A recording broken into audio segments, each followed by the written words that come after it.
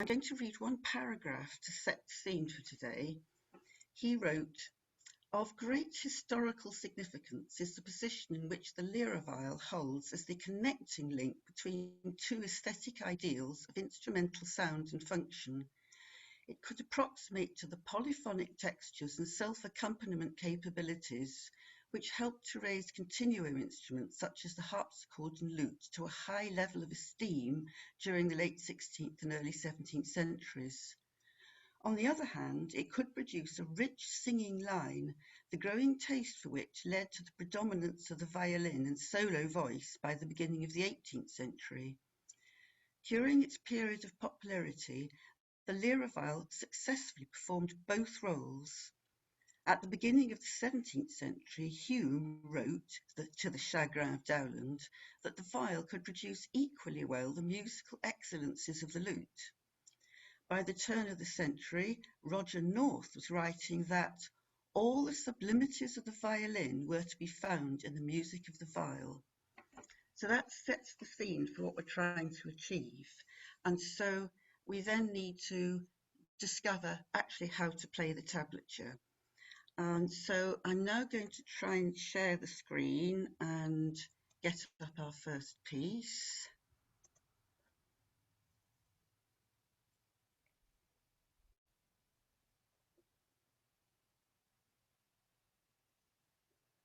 And I've lost it. There we go. Can you all see Tablature for the Terrified? Just a few hand raises will be helpful. Good. Now, when I do this in person, I can obviously hear and see how everybody's getting on. In this occasion, I can't really, so I'm going to have to stop every now and again and ask, are you all happy with what we've done so far? I'm also going to do it for G instruments and D instruments.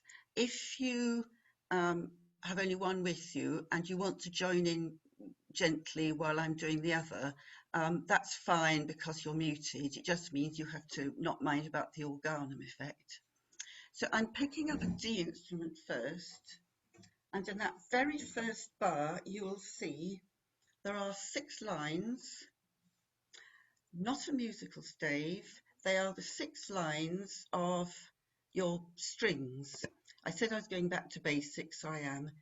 That top line is your top string, and the A stands for an open string, and then so on down the strings till you get to the bottom. And so to get used to actually playing it, just try it through with me. 1, 2.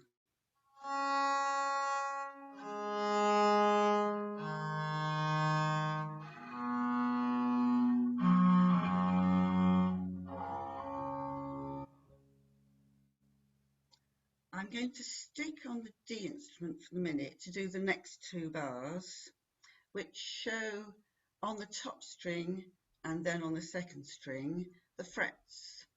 So A, open string, B, first fret, and so on. I've just taken it up chromatically up to the 5th fret. So 1, 2.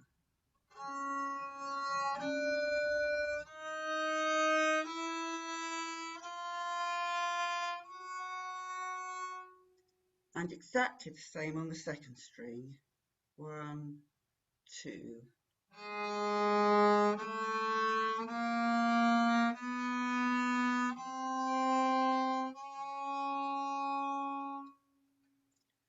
And then I will, for the sake of the G instrument players, so you can hear the same notes as you're playing, this is the first bar again.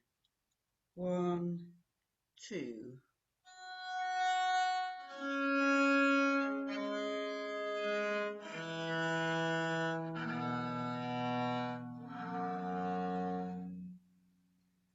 Second bar, so that's the top string. 1, 2.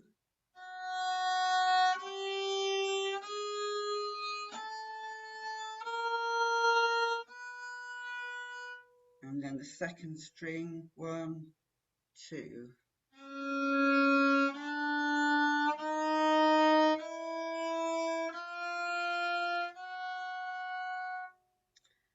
I'm going to stay on the G instrument for the next line, first bar, third string, and all I've done there is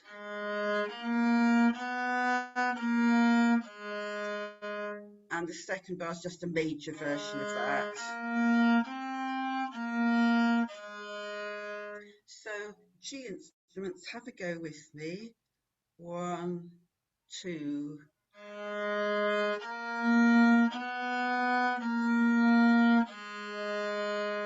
Next bar.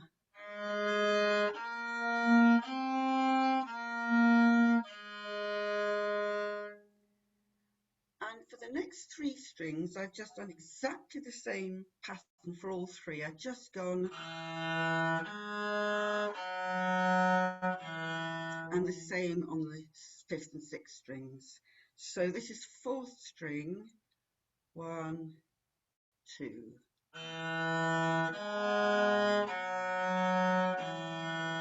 Next bar.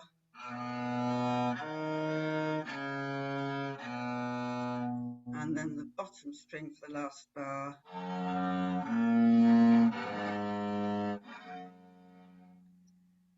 And then I'll do the same for the D instruments.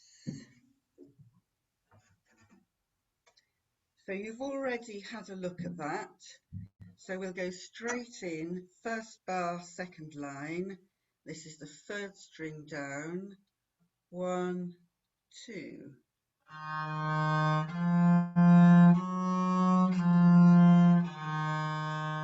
Next bar.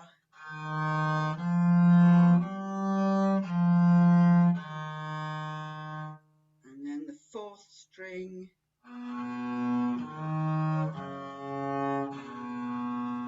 5th string.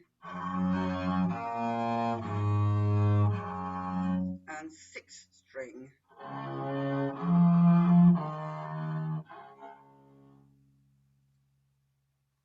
I shall stay on the D instrument to play the first bar of the bottom line, and for this your ears will tell you exactly where to go next. 1, 2.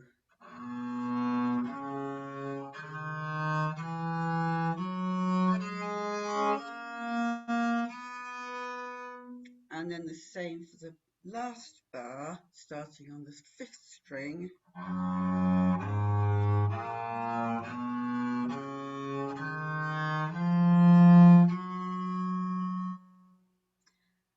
Then I'll do that for the G instruments.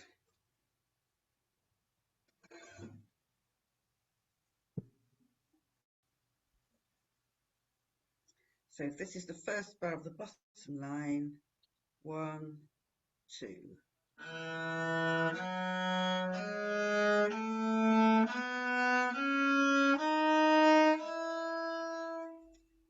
Last bar.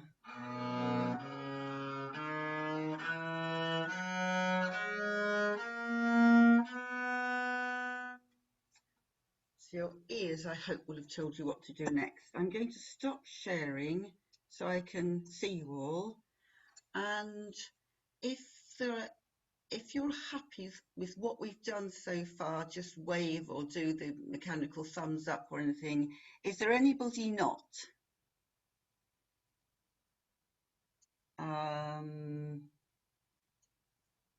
Right. I think looks all right for everybody. Could I ask a question, Elizabeth? Yes, Anne. Yes. Do you for B and C on the 1st fret and 2nd fret? Do you just move your hand or extension or? Yes. Because we can't get to F otherwise. Yes. All I did was just shift. Yes. Right. Yeah. I will say something about fingering later. Right. Because of course, although it tells you which string, you still have to work out which finger. So use any fingering system that you are used to. But I will be saying a little bit later something important about fingering. So now I'm going to go back to where we were and move on down. If you're using printed out things, then that first page has 3 bits to it. You have to go down. What I have done is set out pieces which you know. If you know what the tune is, it's much easier to work out where to go, and it helps you.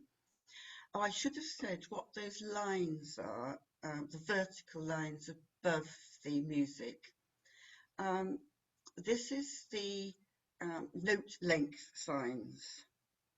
Now, my version of Sibelius has never heard of lira viol tablature, but does lute tablature, which does the note lengths in a different way. The lute tablature uses basically the stems of the notes, whereas the viol tablature uses the heads of the notes as well as the stems. But I say my version of Sibelius had never heard of it and can't do it. So for later pieces, I've had to mess around and do all sorts. For these ones, I just left it as it was because I didn't think it would worry us too much. I've got a G instrument on me, so I'm going to, and you all know the tune for this, so it should be quite easy.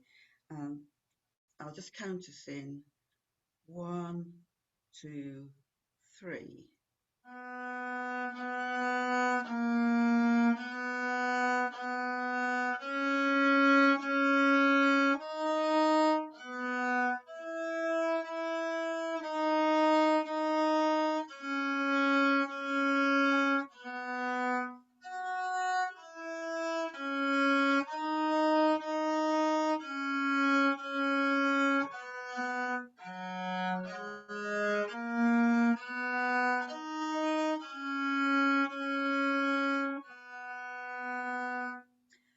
And this is a time I can talk about fingering a little. You will notice that quite often when I've put in a note that I've used an open string when actually we might well have been using a 5th fret.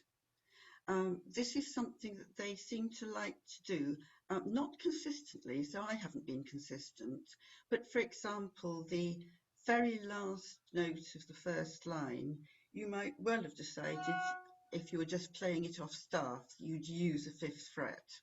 But I've used the open deliberately to get us used to the idea. They liked the sound of open strings, and in fact, very often they would do a unison. They would have the open string and also a stop note to give it more sound.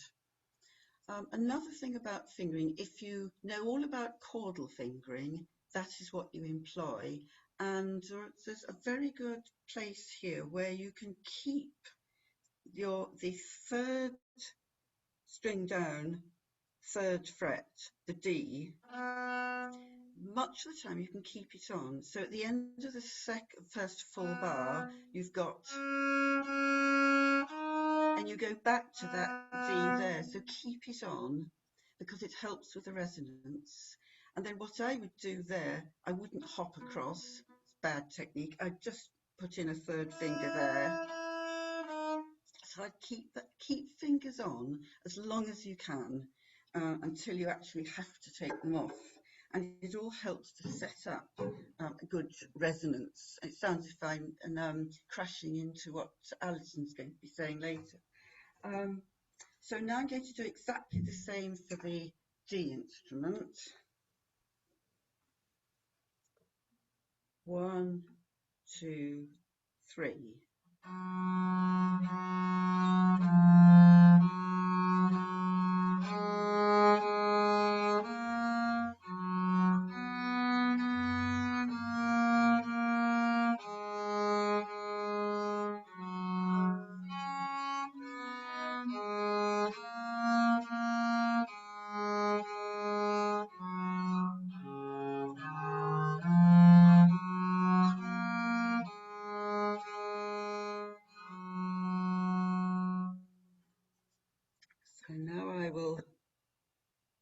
stop sharing so I can see you all.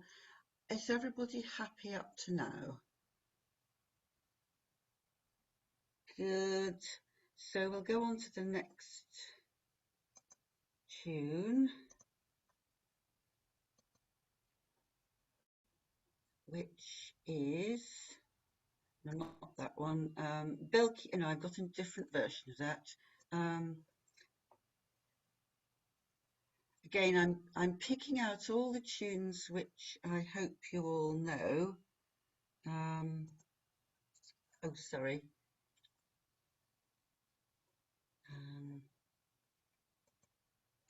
There we go. Is that visible to all those using this? So with this, I've done it so if you've got somebody with you or play it with somebody else afterwards, you've got tune and bass. So top line tune, obviously, and then I've marked in where the bass is. And with this, I've put in the rhythm signs as they would appear. So what they did was to put in what they wanted first, and then when it changed, you keep that crotchet going until you meet the next change of rhythm. They weren't necessarily consistent, but this is what they normally did. Quite often they would just repeat if they got to a new line, they would start it again, even if it was the same rhythm as the bar before. So get used to looking at and remembering which note value you're on. So this is the tune, and for now I will not repeat it. I'll just go straight on. 1, 2, 3, 4. Oh, beg your pardon, I must say it says 4/2 and it's not. I forgot to change it. So this is in crotchets. 3, 4.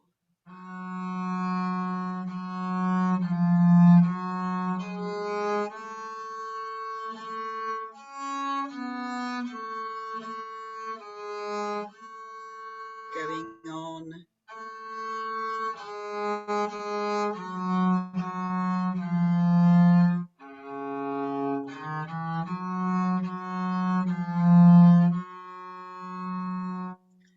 And I'll do the bass, and you might like either to do that or to play the tune along with it. 3, 4.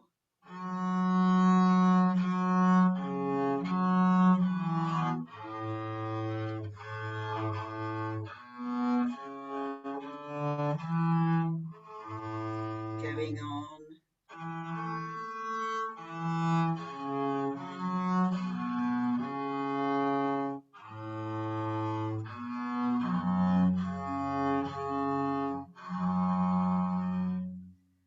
And then we'll do the same for the G.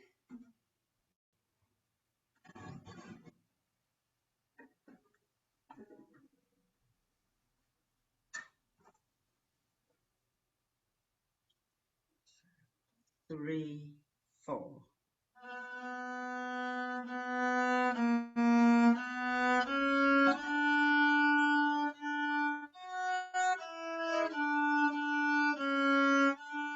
Going on.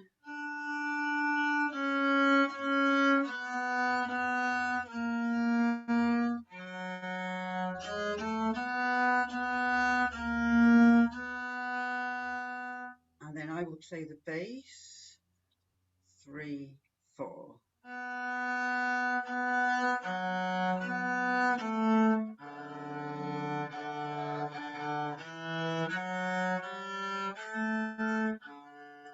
On.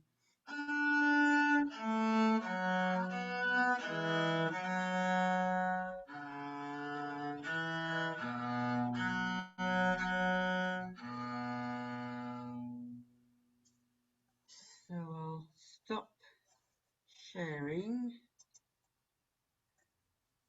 Is everybody happy up to now?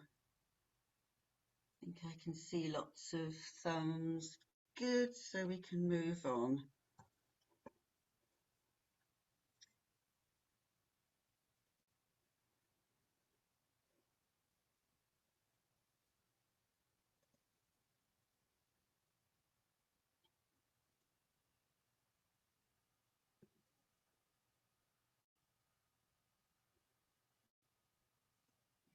Oops. I keep clicking wrong buttons.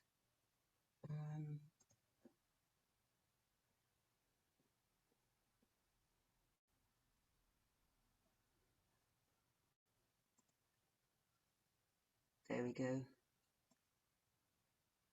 Except we haven't.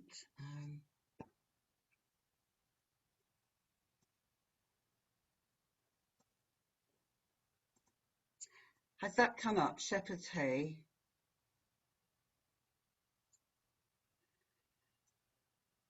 All right, thank you, Mary. This one, now we've got some 2-note chords to play. This is a piece of real Lyra music. Oh, by the way, I have jumped on a bit. If you've been sent the PDFs, there was Mr. George Whitehead, but I've jumped on because time's moving and I thought it'd be good to do something with the chords. So you can enjoy Mr. George Whitehead by yourselves another time. 2-note chords at this stage. I've already mentioned fingering, holding on notes as long as you can. There's one important thing about the Lyra viol note rhythm signs, note signs, is that there's no way of showing that a note should be held on longer than when you get to the next one. So if you play the next note and you're still holding on, you don't necessarily know you've got to hold on the one before. And here's a very good example of it. Say in the last bar of the first line, I'll just actually play the tune without the chords.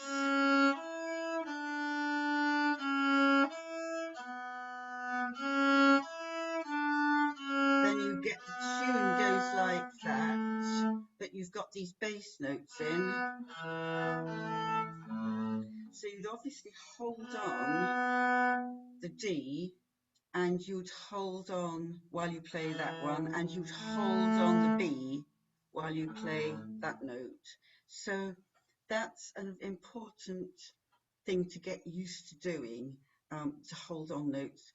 Very often there'll be a chord at, say, the beginning of a bar, where the bass, the bottom note of the chord, is the bass underpinning the harmony of the rest of the bar, and you need to keep that held on. Your bow might have left the string, but your finger needs to stay on to help the harmony, help the resonance.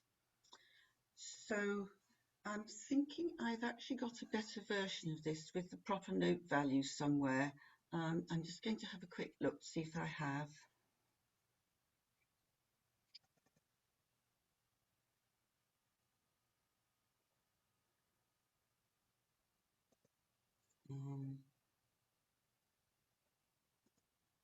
Yes, there we go. I've got proper note values here. So I'm on a G. 1, 2, 3, 4.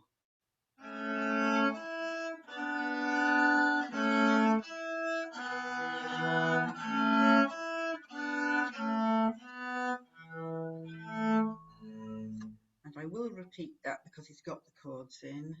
And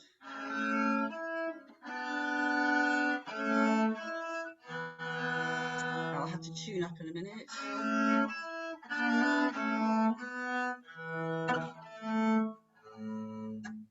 And then the next line.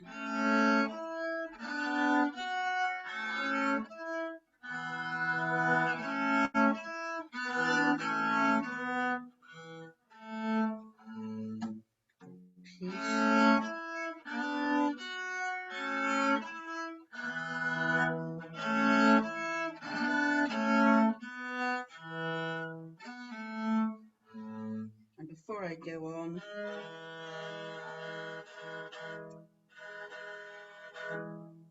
I'll have another tune that in a moment. Meanwhile, do exactly the same for the G instruments.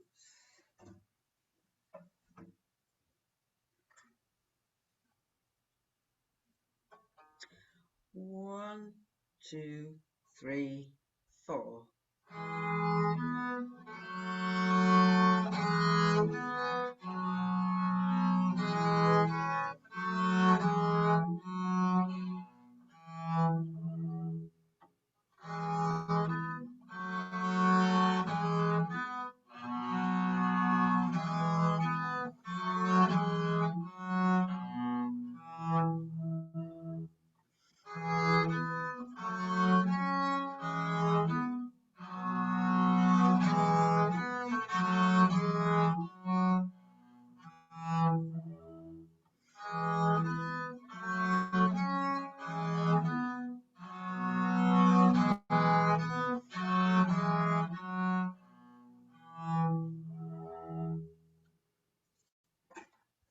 So let's see how you all were with that.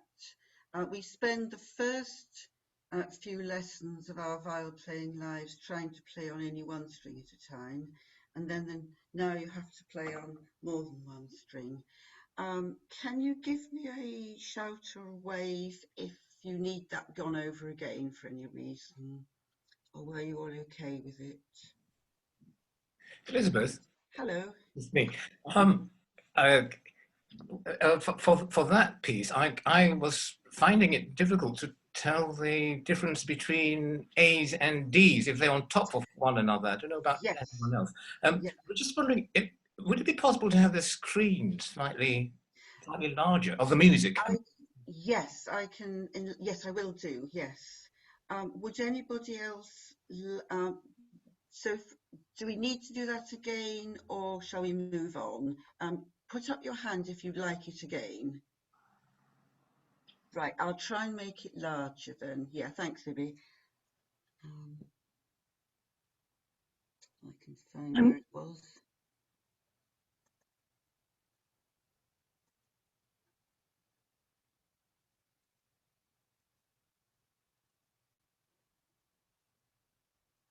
Is that better? So, That's brilliant. Thank you. yeah. Now, that's a useful point for you to have made because, in fact, in a lot of the originals, it is difficult to tell at first glance what some of the letters are, particularly C's and E's. You'll see one soon where the C's and the E's are very, very similar, and quite often it's your ear that tells you. So I'll do that again. First of all, for the D's. 3, 4.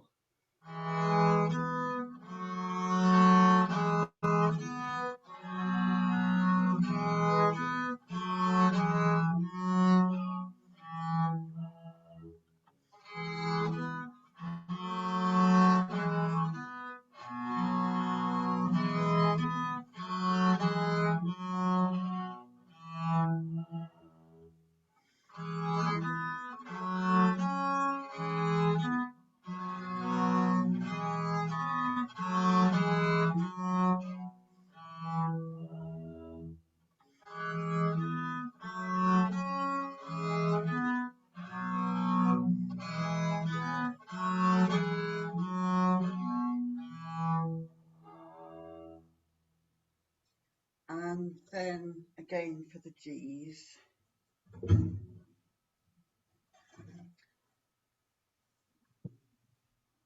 I'm just first going to check on that rather nasty interval there was. I've forgotten which note it was that sounded so dreadful. Was it this one?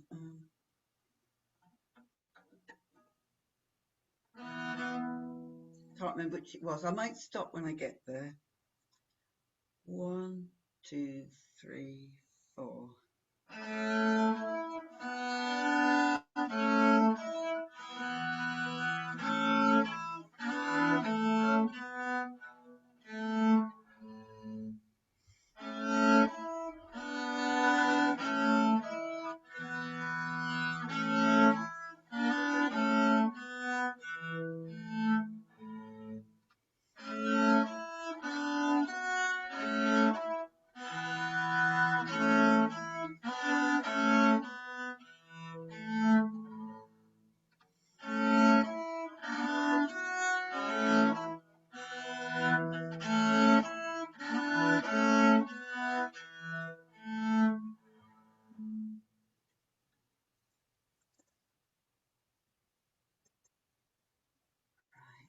Was that? I hope that was easy to see.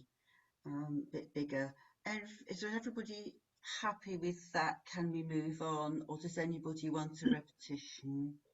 I will need to actually do this very, very slowly, about 5 times too slow, because I'm totally uncoordinated. So I'm going to have to work on that at home. Right. Is there anybody else feeling the same? Hi, I've just got one very quick question. There were some places in that, especially in the third bar, where you just have to jump your third finger across, don't you? There's no other way of doing it. Is that right? To get to the third chord in the third bar. Sometimes one just does. Yeah, Yes. yeah. So it is legitimate to do it if there's no other way, is it? Yes, I mean, in normal consort playing, we try not to do Yeah. that kind of thing. But if you've got a chord and then you've got another one using this, that you've got to use the same fingers on different strings, then yes, you'll have to do that. Yeah. With many, sometimes with a little bit of time taken to work things out, you can work out a fingering system which avoids that as much as possible, but not always. But if you think of the general rule of avoiding hopping, then yes, but do when you need to. Is there anybody else apart from Anne who would like to have another go at that? Or Anne, do you want to just? If we can have the music to do it at our own speed later on, that'd be lovely. Yeah, Mary has sent out PDFs to everybody. Oh, I haven't had one. Oh, right. Well, how did she know who to send it to? Anybody who'd registered. Oh, I didn't find anywhere to register. Right. In which case, what we'll do is anybody that hasn't had them who'd like them, we can send them out afterwards. Thank you. And I'm very happy to just practice on my own now. I understand what I'm supposed to do. Thank you very much. I was struggling too, but I think one needs to work at home alone. Because I mean, working out where's, if the frets are 1, 2, 3, 4, 5, and 6, it'd be easier than A, B, C, D, E, and F for me. Yeah, Italian lute tablature did that, but this is so-called French tablature. Uses the letters, but not as bad as German lute tablature. It uses a different symbol for every single string and every single fret. So at least that sounds lucky. Yes, there is a slight confusion because if I mention the name of a letter, it's not a note; it's a fret. Yes, but this is just something to get used to. Yeah. So it's a case of now. I want to be sure I'm doing it right for everybody. Do I go on to another piece, or do I go back over that one? So another piece, please. Another piece. Another piece. Yes. Okay. That's fine. So I've left out quite a few which are just simple notes, and I'm moving on to where we have the chords because I think most of you can manage that. So we'll get rid of this one, and we'll have Go From My Window.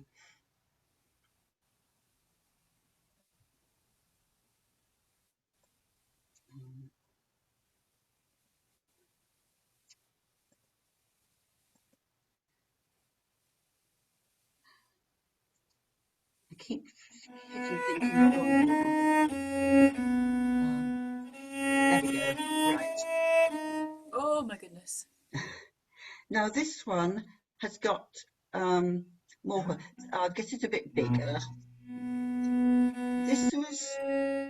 Could you mute yourself, whoever's playing? Somebody's still playing. It hasn't muted. Can you mute yourself?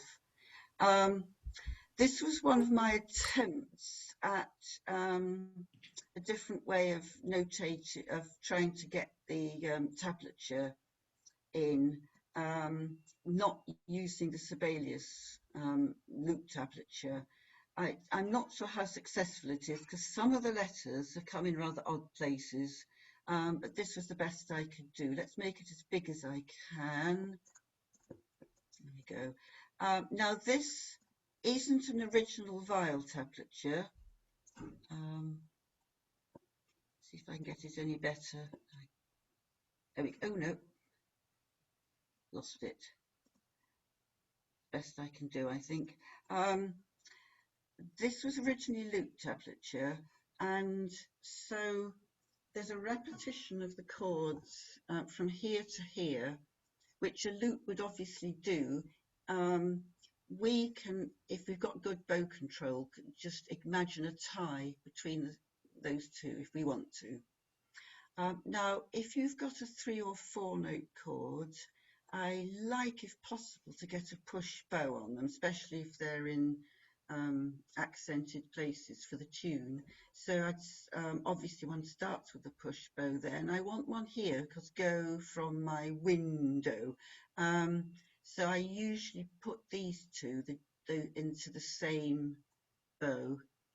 And this one comes out on a push bow, that one doesn't, but it is an unaccented note in the phrase, so I just do it very gently. I've got a G instrument, so I'll do that. I will do it nice and slowly. If you can't do the chords, you just play the top note of each one, because that's where the tune is. 3, 4.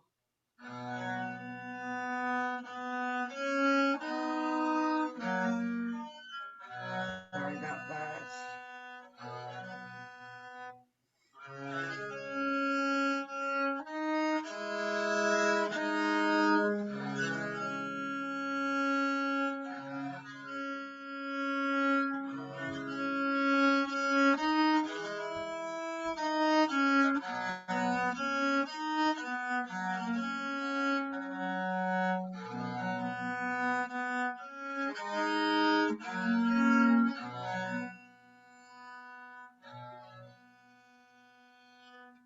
So I made a mistake in that one.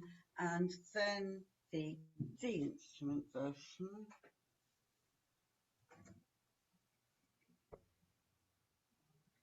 1, 2, 3, 4.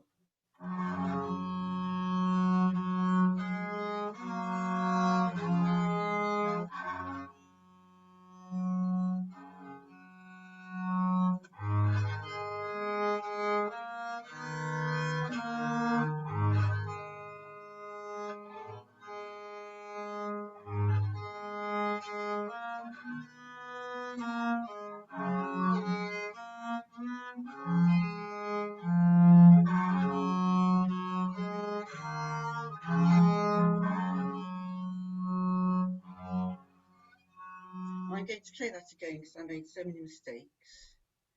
3, 4.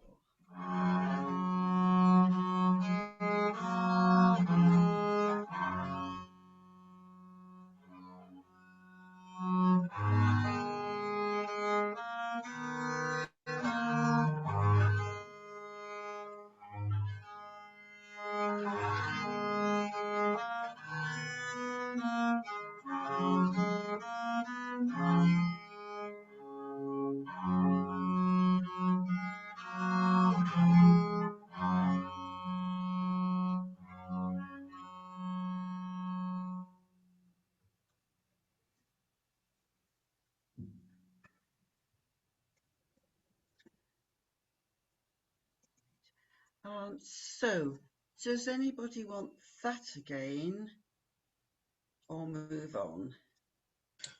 You can move on, but I had trouble finding out where the note, which string the A's were on. Yeah, that's not, it didn't come out very well when I printed it.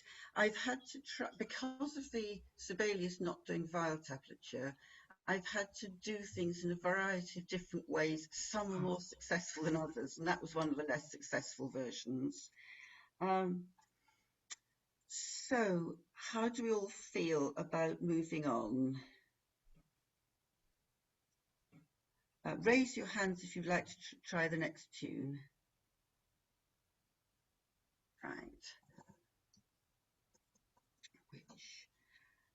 Oh yes, some real viol music again.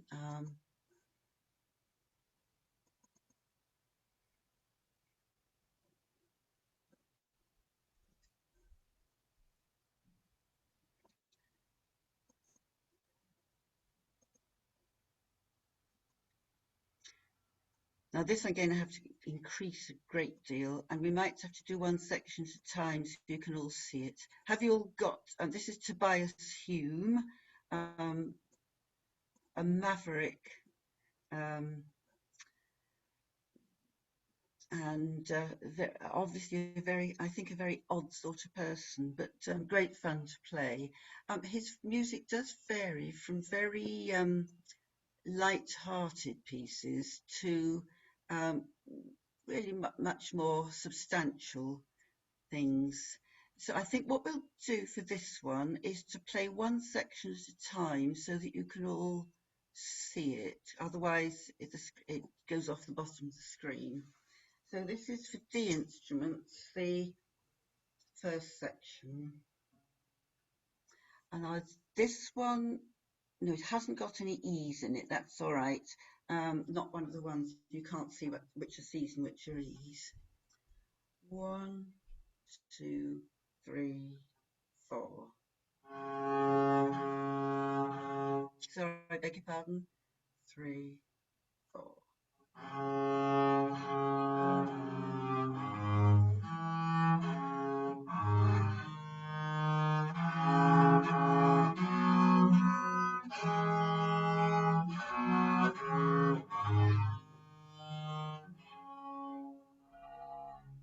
And I'll repeat that.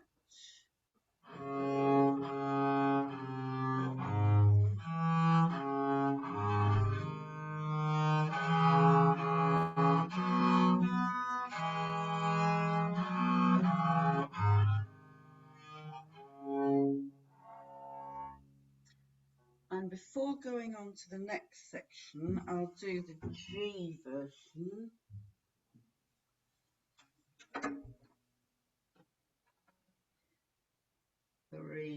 Oh, I should have said also, I expect you've all noticed, it's in 4/2, but Hume has done a half bar at the beginning.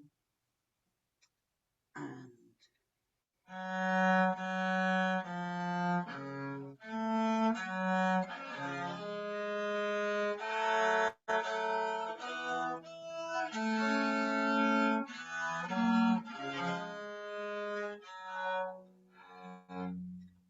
repeat.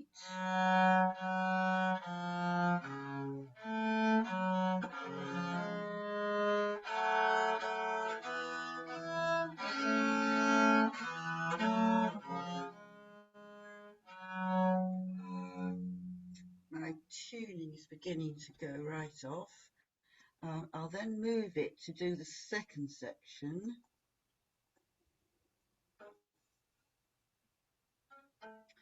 And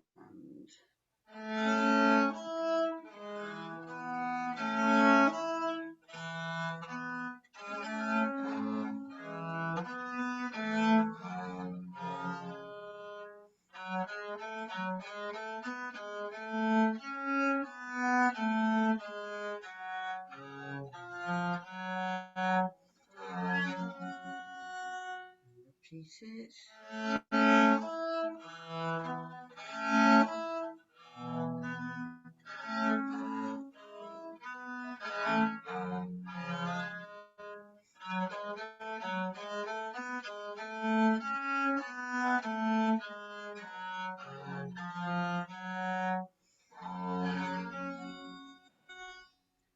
And then the same for the D's.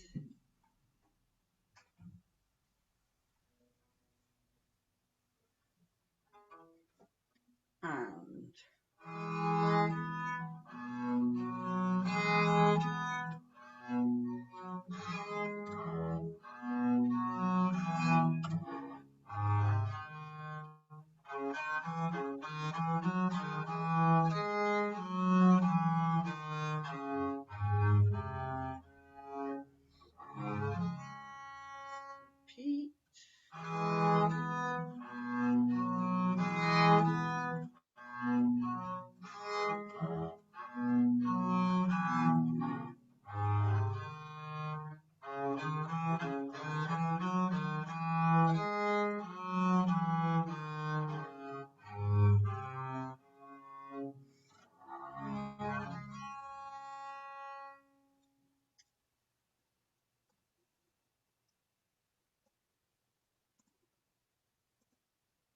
if you attended the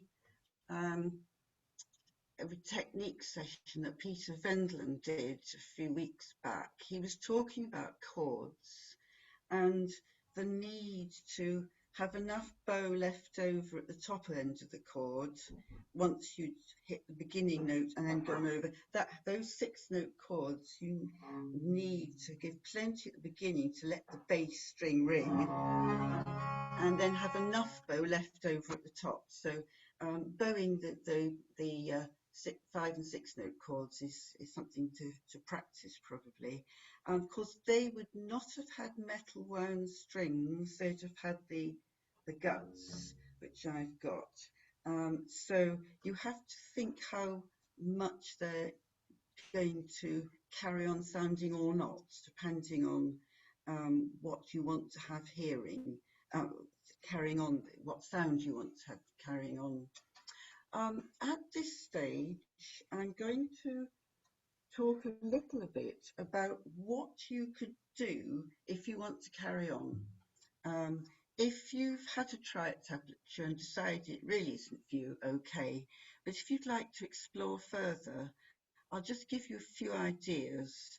Everything we have done is in normal viol tuning, and there is plenty of music for that. But composers at the time wanted to build up chords using open strings and set up resonances which different tunings can bring, so hence the need for tablature, where the notes are no longer where you think they are. There are about 50 different tunings, some of them varying by only one note. The earlier tunings tended to be quite wide fourths and fifths, and the later narrower, more major and minor thirds. If you are detuning, I always keep one string at least the same as my anchor point, so I know where I've come from. One of the earlier tunings is a favourite of mine, was used extensively by Ferrabosco the Younger, William Corkine and several others.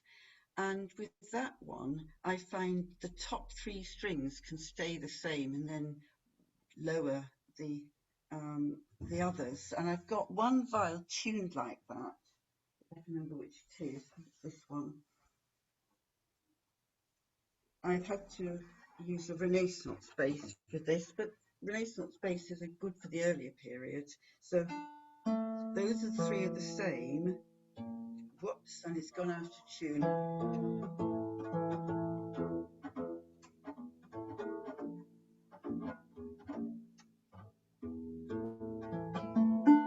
So this gives you some wide intervals at the bottom. You can get a lovely sound on that. And with the second fret of the top string, you've got a complete 6-note chord, all on open strings apart from that top one. And the composers made quite a lot of use of that. And then I've got one tune, another, which is a very popular tuning, which was called Harp Way Sharp. And this has got, except it's gone out of tune while we've been talking.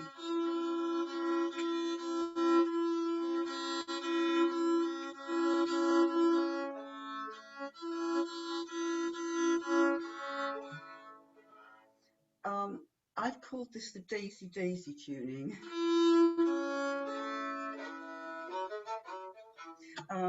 Very silly, but this one is quite a lot of the later pieces, and it also sets up nice sound. Quite often a composer would finish starting the last chord on the 5th string and fingering the 5th fret at the top. Except, I'm sorry, it's gone out of tune. Just imagine that was nice. So that's 2 of the many tunings that there were. Music varies enormously from simple little tunes to serious patterns, galliards, almains, and sets of variations on popular tunes. No. Lady Elizabeth, what was Yes. the name of the first tuning you just said, where there were top 3 strings Yes, stayed the that same? was often called Alfonso way because Alfonso Ferrabosco used Thank it. you. Now they didn't all have names, but I just picked out the two that do have names. So there was Hartway flat, Hartway sharp, and many others. But quite a lot of them they didn't assign a name to.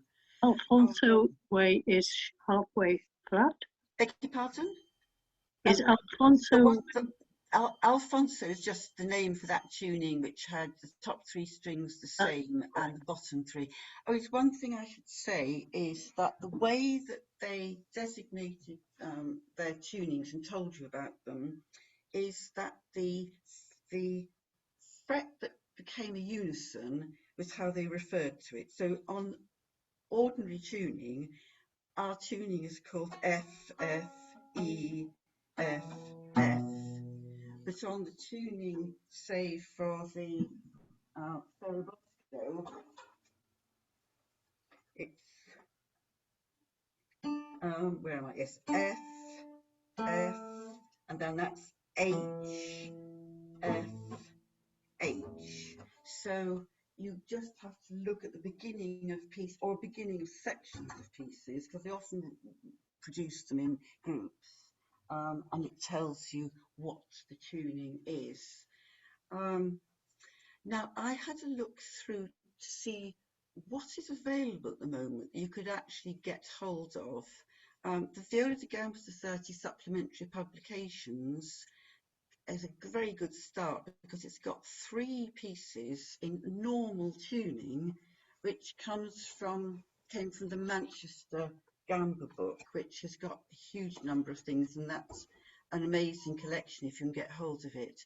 But the Gamba Society publication has got Daphne, Lacrame and Monsieur Zalmain, which are all very good pieces in normal tuning. Then in the Ferrabosco tuning, as I just mentioned, there's an anonymous piece called Robin, which is just variations on the popular tune, and a Ferrabosco pattern, which is a setting of the 5-part Dove House pattern. There's a trio, so if you've got 2 other people willing to play with you, Ferrabosco again, which is a setting of one of his 5-part pieces. There's a funny little thing. It's a piece 2 pieces by Francis Cutting and I've forgotten the first name, somebody Johnson, for a G-tuned instrument, so a tenor viol in tablature and a bass in normal staff. And I think it's the only piece that's designated as a solo for a tenor viol. Now then, a lot of us were brought up on the Scholar Press facsimiles with Corkine, Thomas Ford, Tobias Hume, with solos, duets and trios. Now these I could not discover that it was a firm in Menston. I googled them and couldn't find there's any modern editions, or they still exist, but I looked in Jack's Pipes and Hammers seem to have published to the Hume, and IMSLP I found the Corkine pieces. Corkine not known for much else, but some wonderful pieces to play, and also some songs. There's also an IMSLP selections from the Manchester Gamba book. There's a very useful website I found. Oh yes, go to newtunings.com, and there's quite a lot of stuff there. The Manchester Gamba book I think is on that.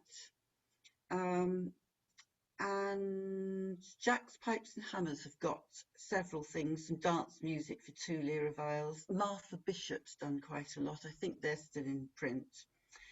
The book that a lot of us started on, I don't think is available anymore. I couldn't find any reference to it.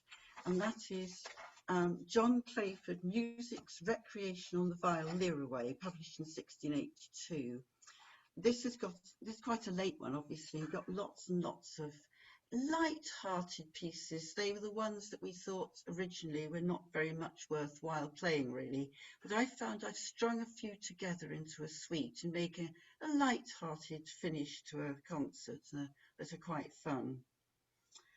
And then if anybody's got nothing better to do, there's a wealth of unpublished material, various manuscripts, for example, the Griffiths Boynton in the Bodleian Library, the Mansell Lira Viol manuscript. I'll just show you an example of one or two of those, if I can find it.